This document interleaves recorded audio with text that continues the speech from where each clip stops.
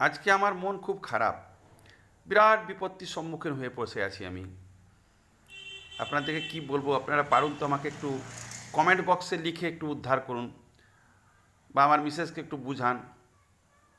তা ঘটনাটা বলি, ঘটনাটা কি হয়েছিল আজকে। আমি প্রত্যেক দিনের মতন আজকে অফিসে গেছি। হঠাৎ করে দেখি দুপুর তখন 12:35 আমার মিসেসের ফোন গেল। আমি ফোনটা তুললাম, বললাম কি হলো। তো মিসেস বলছে যে তুমি কোথায় আছো। তাই আমি বললাম আমি অফিসে আছি।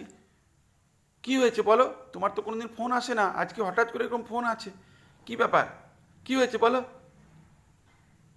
তো মিসেস বলছে না, জানতে চাইলাম তুমি কোথায় আছো। আমার কি হয়েছে এটা তো বলো। তো বলছে পাশের বাড়ির ভদ্রমহিলা পালিয়ে গেছে। বলুন তো, আমি এখনো পর্যন্ত অফিস থেকে ফিরে আসতে পারিনি। দয়া করে আপনারা কমেন্টে একটু লিখুন কি করতে হবে উপায়।